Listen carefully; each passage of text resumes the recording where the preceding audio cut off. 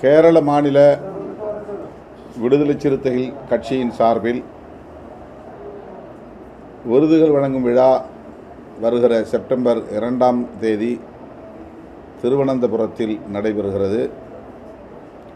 இது முதல் முறையாக விடுதலை சிறுத்தைகள் கட்சியால் ஒருங்கிணைக்கப்படும் நிகழ்வாகும். தமிழகத்தில் ஆண்டுதோறும் விடுதலை சிறுத்தைகளின் விருதுகள் வழங்கும் விழா நடைபெறுவதைப் போல கேரளாவில் இந்த ஆண்டு முதல் இந்த விழா தொடங்குகிறது. முதல் விழாவில் 2 விருதுகள் மகாத்மா ஐயங்காளி அவர்களின் பெயரிலும் ஸ்ரீ நாராயணகுரு அவர்களின் பெயரிலும் அறிவித்து 2 முக்கிய பேராளுமைகளுக்கு வழங்க இருக்கிறோம். மகாத்மா ஐயங்காளி அவார்டு கேரள மாநில முதலமைச்சர் மாண்புமிகு வி.டி. சதீஷன் அவர்களுக்கும், ஸ்ரீ நாராயணகுரு அவார்டு சிபிஐ கட்சியின் மூத்த தலைவரும் மேனாள் அமைச்சருமான திரு சி. திவாகரன் அவர்களுக்கும் வழங்கப்படுகிறது. சிவகிரி மடத்தின் தலைமை பீடாதிபதியாக இருக்கிற சுவாமி சச்சிதானந்தா அவர்களும், சாது ஜன பரிபாலன சங்கம் ஐயங்காளி அவர்களால் உருவாக்கப்பெற்ற அந்த சங்கத்தின் தலைவர் திரு உன்னிகிருஷ்ணன் அவர்களும் இந்த விருதுகள் வழங்கும் விழாவில் பங்கேற்க உள்ளனர். இவர்களின் முன்னிலையில் கட்சியின் சார்பில் நான் இந்த விருதுகளை வழங்க இருக்கிறேன். இது ஒரு வரலாற்று முக்கியத்துவம் வாய்ந்த நிகழ்வாக விடுதலை சிறுத்தைகள் கட்சி கருதுகிறது. தமிழகத்தில் புரட்சியாளர் அம்பேத்கர், தந்தை பெரியார், அயோத்திதாச பண்டிதர், பெருந்தலைவர் காமராஜர், கன்னியத் தமிழர் காயிதே மில்லத், மாமேதை காரல் மார்க்ஸ் ஆகிய தலைவர்களின் பெயரிலும் செம்மொழியின் நினைவாகவும் விருதுகளை வழங்கி வருகிறோம்.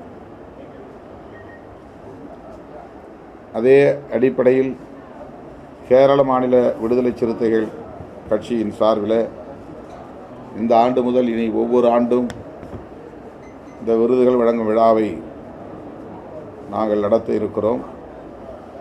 மகாத்மா ஐயங்காளி கேரளாவில் தலித் மக்களின் தலைநிமிர்வுக்காக, அவர்களின் கல்வி மேம்பாட்டுக்காக பாடாற்றியவர். அவர் தேசிய அளவில் மகாத்மா என அறியப்பட்டவர், அழைக்கப்படுபவர். அதேபோல கேரளாவிலே இன்றைக்கு ஏற்பட்டிருக்கிற விழிப்புணர்வுக்கும்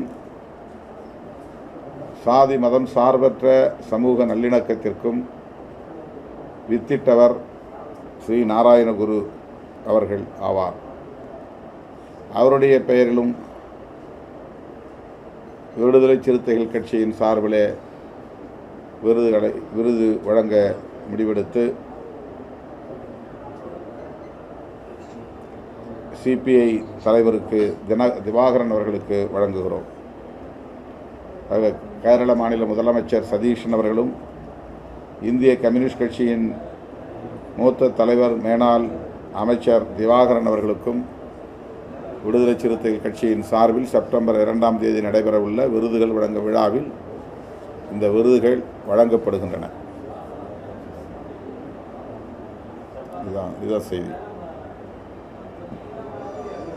சென்னையில் வந்தே மாதரம் விவகாரத்தில் மத்திய அரசாங்கம் பாஜக அரசாங்கம் காங்கிரஸும் தொடர்ந்து சண்டை போட்டுருக்காங்க. மக்கள் கவனத்தில் மக்களோட பிரச்சனைகளை கவலையை கொள்ளாமல் வந்தே மாதர விவகாரத்தில் தொடர்ந்து சண்டை போட்டுட்டே இருக்காங்க. யார் யார்? காங்கிரஸ் கட்சிக்காரங்களும் பிஜேபி தமிழ்நாட்டில் சொல்றீங்களா? ஓவரால் இந்தியாவில்